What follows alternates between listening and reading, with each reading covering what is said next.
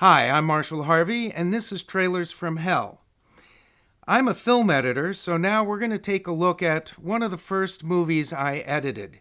It's a somewhat cheesy, low-budget epic called The Sword and the Sorcerer. And I also did this R-rated trailer. Why R-rated? Well, you'll find out in just a minute. Listen now of a time long past, when sorcery thrived and wild adventure was forever in the offing. In 1981, John Borman's Excalibur was the current hit movie, Dungeons & Dragons was the most popular video game, and Universal Studios was about to go into production on Conan the Barbarian. So, first-time director Albert Pyun, armed with a script, and more importantly, storyboards, convinced producer Brandon Chase that the time was right for a medieval story about a mercenary who's the rightful heir to the throne. Now, to his credit, Pyun fills the movie with interesting visuals and gimmicks, like this three-bladed sword that can fire at its victims. It was so popular, they actually made a toy out of it.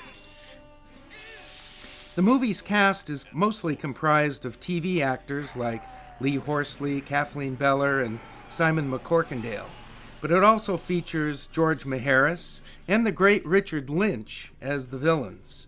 And the Sorcerer is played by Richard Moll, who went on to co-star in the hit TV sitcom Night Court.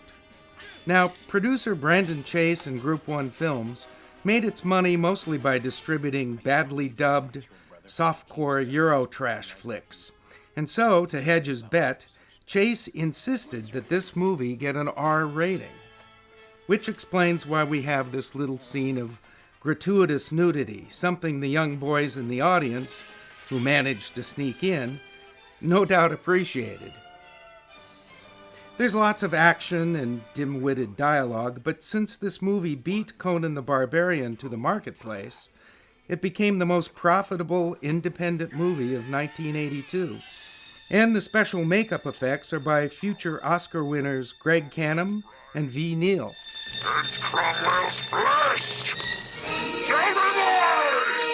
And the narration in the prologue of the movie was supposed to be read by actor Oliver Reed, but he showed up at the recording session so drunk it had to be replaced by Simon McCorkindale.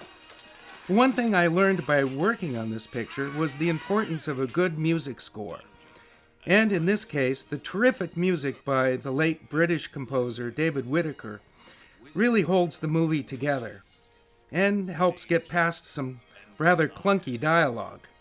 In fact, I would recommend this movie as a great drinking game. Every time a character says something like, "Die, you dog," you take another shot.